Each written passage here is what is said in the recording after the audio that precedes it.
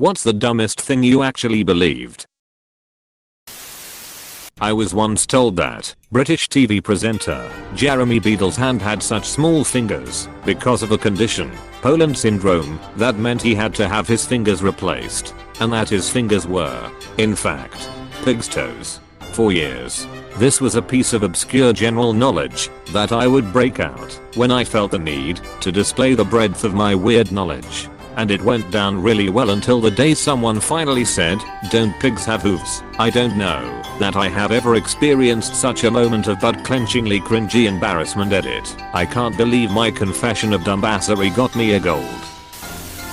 That being named Johnny was a sin. There's a part of the song "The Devil Went Down to Georgia" that goes, "My name's Johnny," and it might be a sin. But I'll take your bet I instantly associated the name with being a sin, not making bets with the devil.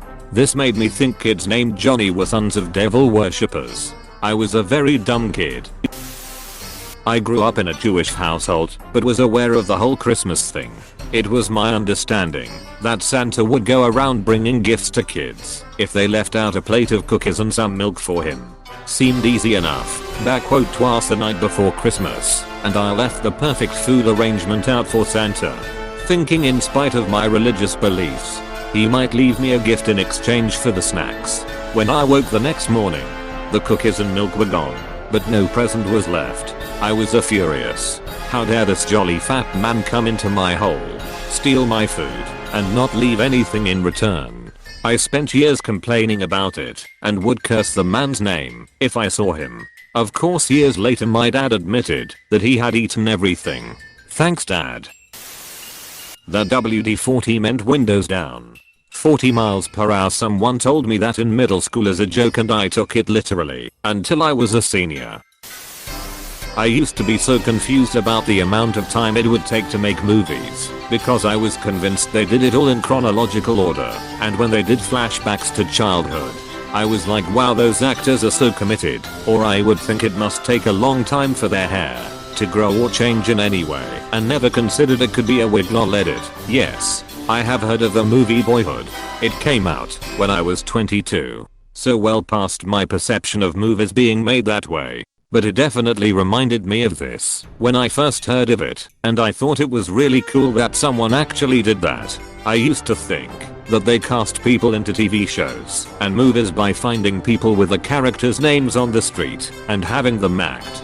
Thought this for a good few years until a Disney Channel actress appeared on a different show with a different character, and I found out her name was neither of the characters. I thought sugar grew in sugar caves, similar to salt caves. I believed that sugar crystals, like rock candy, just grew in caves, and there were parts of the world with beautiful crystallized sugar caves. I was 25 years old when I brought it up in conversation with my fiance. I tried to prove to him they were real, and it was when I reached my 4th page on Google, I realized my whole world was a lie. Edit. Oh wow, thank you for all the comments and awards. Really appreciate it.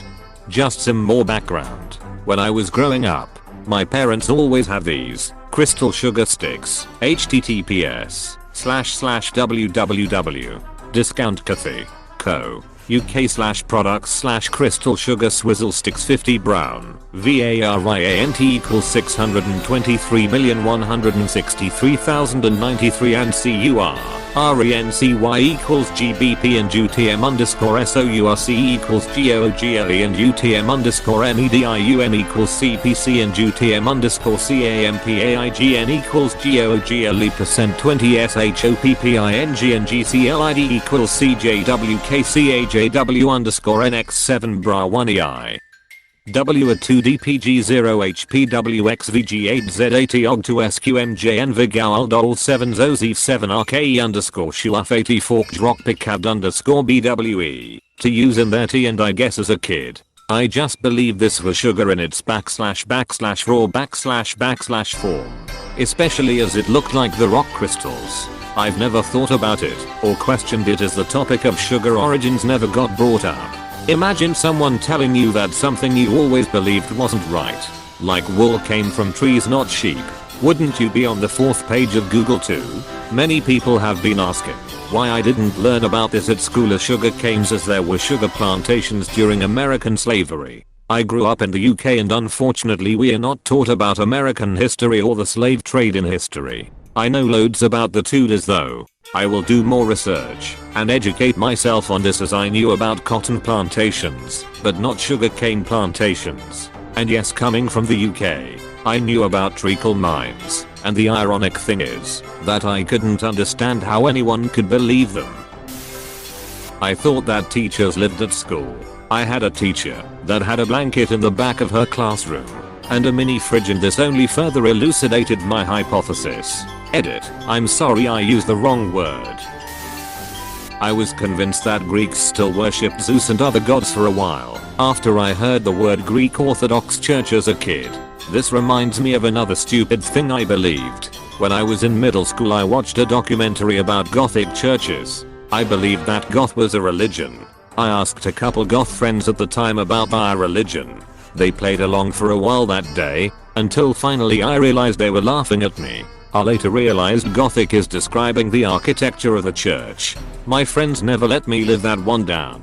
You go to goth heaven if you smoke cigarettes and refuse to conform to society. I used to think that people exclusively wore hats if they were bald, because that's why my dad wore a hat. My dad is bald, but has always had a beard since I've known him. Anyway, he was also a serviceman. He used to tell me that the reason he was bald was that he stood on a landmine which blew the hair off the top of his head and it slipped round to give him the beard instead. As a child I was just like, yep, makes sense. Hair not on head, hair in chin. That's gravity for ya. He also told me that a scar on his leg was from a gunshot wound.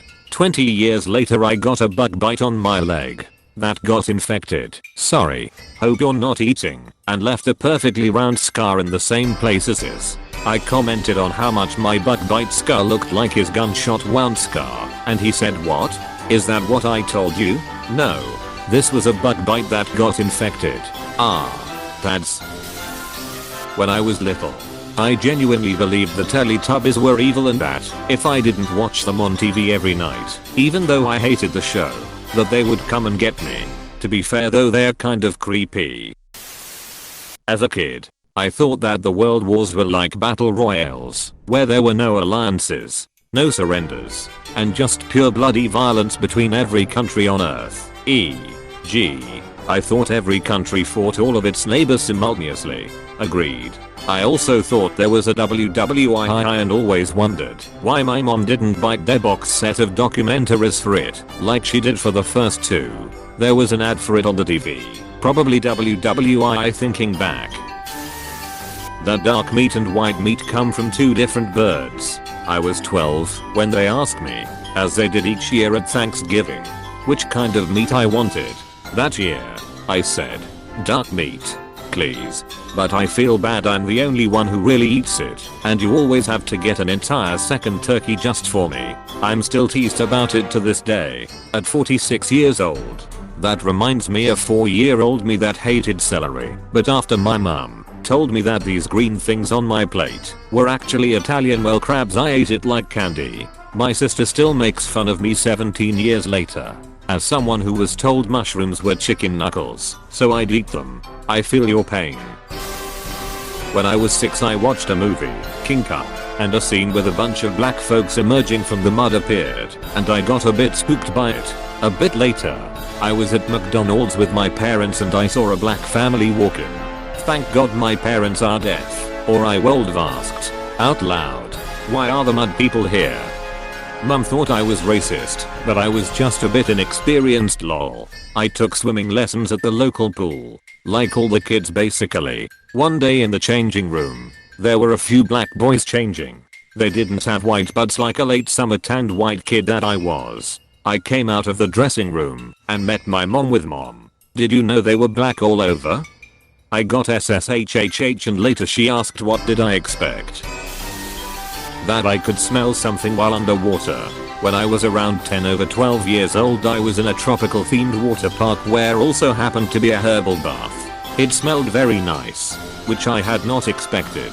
Most of the tropical plants were fake plastic plants, so I figured the water in the bath was normal swimming pool water and the smell was coming from something else. The bath was surrounded with a small aromatic herb garden which didn't look fake. I sneakily took a sample from a thyme plant that felt surprisingly real. But because the air was filled with all the different aromas and a hint of chlorine, I couldn't smell anything different. When I tried to smell the thyme, I figured the only place where my sense of smell couldn't be fooled by any fuckery was underwater. For 5 seconds I actually felt pretty smart. Until I tried. Edit. Wow. Thanks for the awards and upvotes. This makes my day. I wish I could answer the question about the smell underwater. But I found out it doesn't work like that. As soon as the water entered my nose, I noticed the flaw in my plan and the irony of it all. My head came up immediately, all while laughing, because I felt so smart with my waterproof plan a second ago, and coughing, which only made it worse, and resulted in another gulp of water going in the opposite direction. No physical damage indeed. Some people described how this works in the comments, and as others said, it hurts a bit, but not too long. Glad to see some of you also tried to experiment with their airways underwater. Even though our results probably never will lead to a scientific breakthrough, let us never be dumber than that again. So what do things smell like underwater? Wet.